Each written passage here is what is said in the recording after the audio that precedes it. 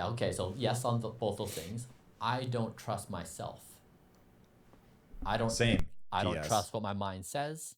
I don't trust what my mind wants to do. I don't trust what it thinks it wants. I don't trust my mind. And my entire life has been a process of learning to not trust my mind. And so, a thought experiment for me that really helps make this clear is if I travel in time and I hang out with Homo erectus a million years ago. So, they have an axe in their hand, and we say, Homo erectus, where's food, where's shelter, and where's danger? We listen to their answers because they know. Then we say, what is the future of the species? And we laugh because there's no way they're going to imagine all the things we have today, this set, the technology we have, our ability to travel outside of the Earth's biosphere.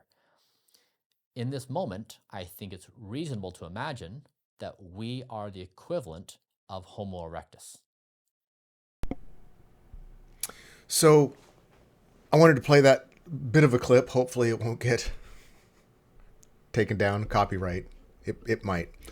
Uh, but I've been watching in relation to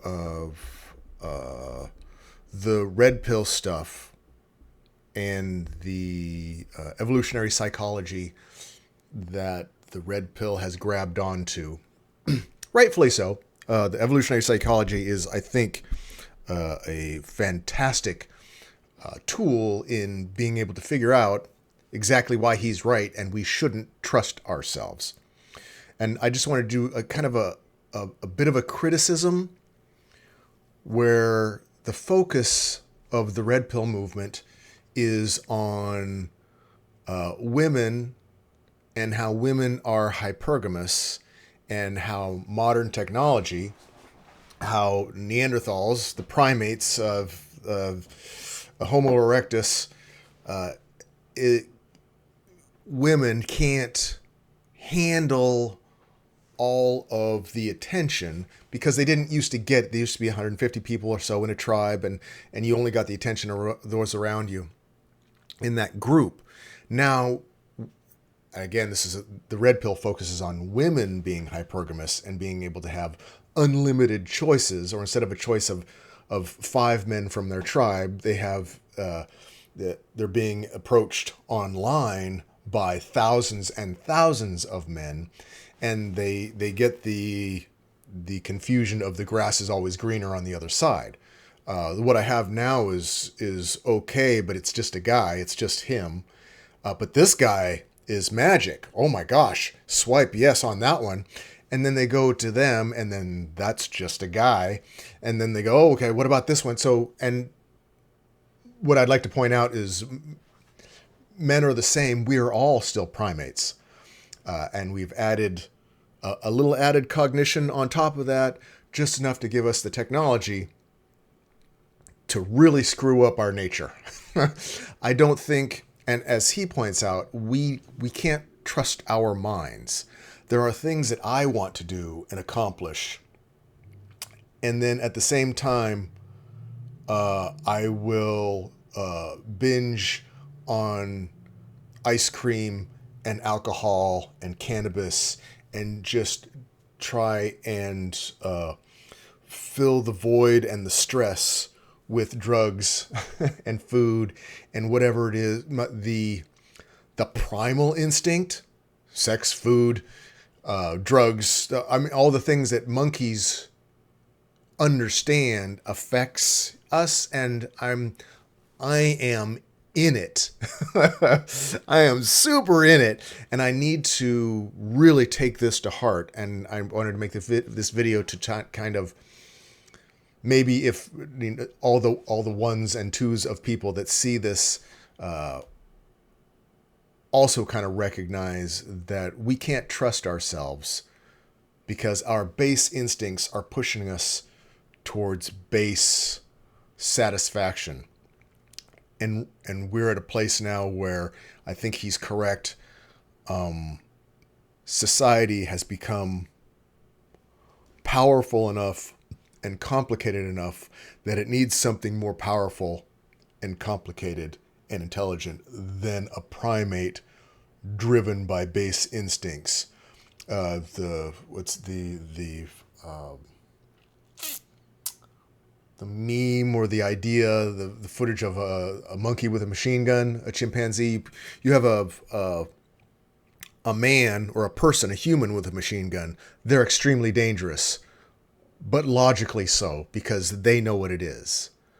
But you give that same loaded machine gun to a chimpanzee and teach it how to shoot, and it's chaos. It figures out, it knows how to shoot it, but it has no basis of logic as to what it means. And I think humans with social media and current technology are the equivalent, like he was saying with Neanderthal, we are the chimpanzee with a machine gun. And I have my fingers crossed. I have my hopes, because it can go wrong, it could go good, and it could go bad. My hopes is that AI, the algorithms, since the algorithms know, hopefully with increased technology comes increased compassion. May the emergent ones have compassion for its creators. So he was also talking about, Tom was also relating it to a new religion, which I think is appropriate and a more appropriate religion for today, instead of believing invisible wizards and demons and angels are having wars over our souls. That's a great metaphor, and those are great images and memes, and it helps push the ideas of the struggle, the invisible struggle in the background. But today, because of our logic and reason and technology, we're able to assign a more literal interpretation. We want more factual. We want to grab onto the facts of a thing. And religion, as it is today, generally aren't about facts.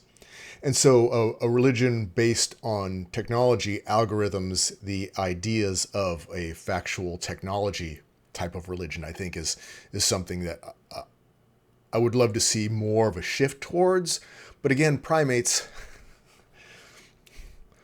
always seem to want to take it too far, or take it in a direction that their instincts, their lizard brain wants to go.